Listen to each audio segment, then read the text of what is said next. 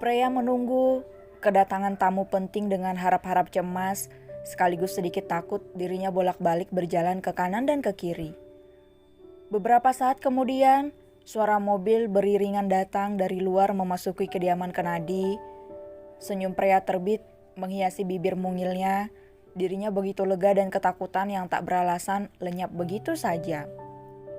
"Sayang, benar ini rumahnya?" tanya Rea setelah turun dari mobil. Mereka berempat melangkah ke arah Freya yang tersenyum manis. Alexo tidak mendengarkan pertanyaan Rea, dirinya fokus melihat ke arah depan. Wanitanya sangat cantik dengan gaun warna putih, serta rambut yang sedikit menjuntai di depan. Rea melirik ke arah Alexo yang tidak menjawab pertanyaan dan melihat ke arah pandangan Alexo. Apa yang sedang dilihat oleh putranya itu? Rea tersenyum, ternyata anaknya tidak fokus karena melihat calon menantunya. "Alexo, bersabarlah," ucap Rea sambil menepuk pundak Alexo dan melangkah terlebih dahulu bersama Diarta. Jawab Alexo kikuk setelah sadar.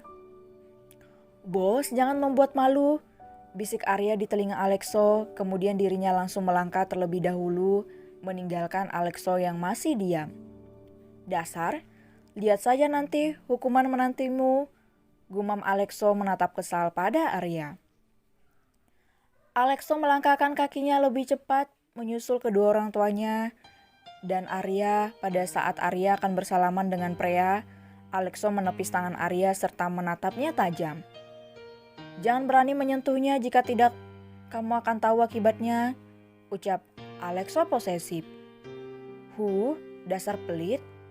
"Biar," datar Alexo kemudian menggandeng tangan Freya masuk ke dalam rumah, menyusul kedua orang tuanya.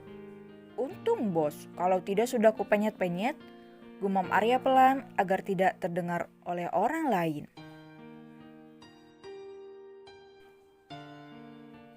Rengekan Alexo. Semua sudah berkumpul di ruang tamu.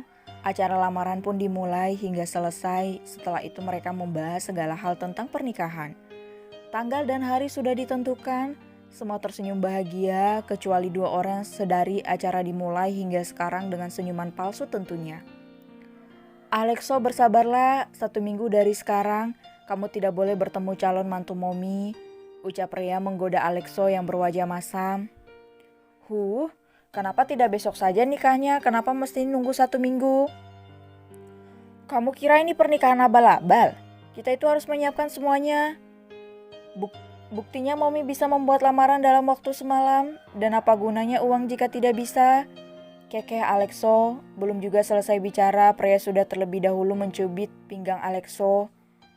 Sayang," rengek Alexo sambil berpura-pura merajuk, tidak peduli meski ada banyak orang. Entah sejak kapan dia suka memanggil Freya dengan sayang. "Yang sopan kalau bicara sama Momi," ucap Freya lembut. "Benar deh.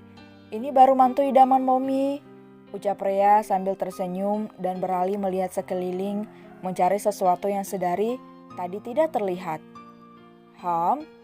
Ngomong-ngomong, di mana cucu-cucu Momi?" tanya Rea yang belum melihat si kembar. "Ada Mom, di dalam kamar mereka."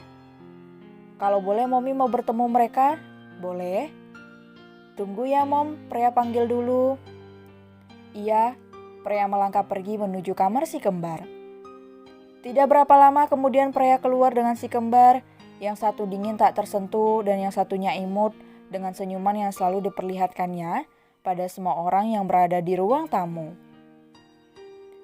Setelah keluarga Daluksis pulang, beserta Alexo yang banyak drama, akhirnya kediaman Diarta sepi menyisakan Freya dan Pratama yang masih duduk di ruang keluarga, berpindah dari ruang tamu, sedangkan si kembar serta 2 ular kembali ke kamar masing-masing.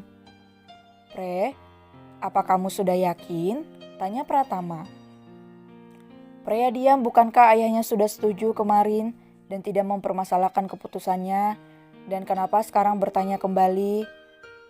Freya menghela napas pelan, sepertinya sang ayah masih belum yakin, pikir Freya. Ayah, apa ayah sedang meragukanku? Mata mereka saling menatap, entah apa yang berada di dalam hati Pratama. Pria tidak tahu, tapi dirinya ingin meyakinkan ayahnya bahwa dia baik-baik saja.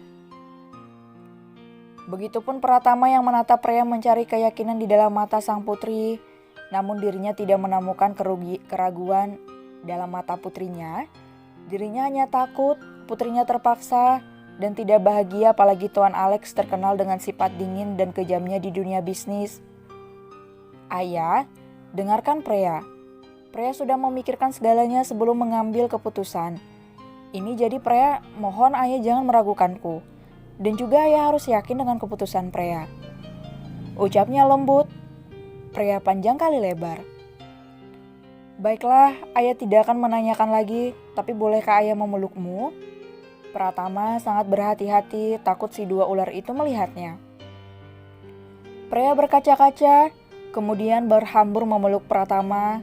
Sudah sangat lama dirinya ingin memeluk sang ayah. Kenapa harus bertanya hanya ingin memelukku ayah? Gumam Pria yang masih didengar Pratama. Harus dong, nanti ada seseorang yang akan cemburu. Goda Pratama sambil menahan harunya. Beruntung dirinya tidak dibenci oleh anak kandungnya, meski apa yang telah dilakukannya dulu. Siapa yang berani melarangku untuk memeluk ayahku sendiri? Akan kuhajar orangnya.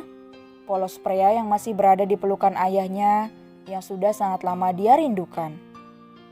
Tanpa mereka sadari ada dua orang yang melihat keduanya berpelukan merasa sangat senang dan terharu. Kakak, ucap Leksa yang sudah hampir menangis haru. Sudah, ayo kembali ke kamar, biarkan Mommy sama kakek berbicara dan melepas segala kerinduan mereka selama ini. Ajak Alex lembut yang hanya diangguki Leksa, kemudian mereka kembali ke dalam kamar mereka.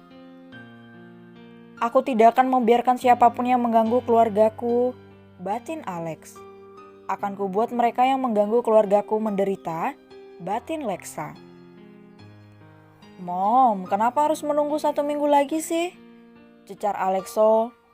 Rengeannya membuat Rea jengah. Sedari pulang Alexo selalu mengekor seperti anak kecil yang tidak dikasih jajan. Sudah cukup, marah Rea karena sudah sangat kesal. Alexo, apa kamu tahu apa arti dari pernikahan? Tanya Rea, namun Alexo hanya diam. Sedangkan Diarta dan Ovely yang duduk tidak jauh hanya memperhatikan tingkah keduanya, membiarkan tanpa berpendapat. Bukannya hanya ijab kabul dan malam pertama, Mom? Tanya Alexo, wajahnya berubah polos seperti anak kecil. Kalau saja bukan anaknya tidak sudi mengurusnya. Peletak. Sungguh Rea sangat marah dan sangat kesal dengan anaknya yang memang kurang peka, serta mengartikan pernikahan sebatas ijab dan malam pertama. Rea memijat pelipisnya. Resah juga sedikit pusing. Dad. Diarta menoleh ke arah sang istri kemudian mendekat dan memeluknya. Tolong suruh pria tidak peka ini pergi dari hadapan Mommy, ucapnya manja pada sang suami. Mommy, renge Alexo. Alexo, lebih baik kamu pergi, jangan buat Mommymu pusing, ucap Diarta sambil mengelus kepala sang istri, sedangkan Ovely terkekang mendengar rengekan sang kakak yang dingin itu. Alexo menatap tajam Ovely namun tidak dihiraukan oleh sang adik. Mom, renge Alexo sekali lagi. 1 minggu atau tidak menikah sama sekali, telaknya. Alexo menelan ludahnya kasar, niat hati agar pernikahannya dipercepat tapi malah diancam oleh mominya dan itu tidak bisa dibiarkan. Baiklah, ucap Alexo dengan muka masam sambil mengentakkan kaki pergi ke kamarnya. Kakak seperti anak kecil saja.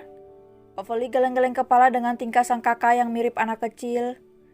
Iya, begitulah cinta, ucap Rea sambil mencium pipi Diarta hingga sang empu merona padahal sudah berumur. Mommy, teriak Ovely. Apa? Anak kecil lebih baik kamu pergi istirahat sana, ucap Rea yang masih bergelayut manja pada sang suami Diarta. Ovely pergi dengan menghentak-hentakkan kakinya di lantai karena kesal dan berlalu ke kamarnya, sedangkan kedua orang tua itu ikut pergi juga ke kamar mereka.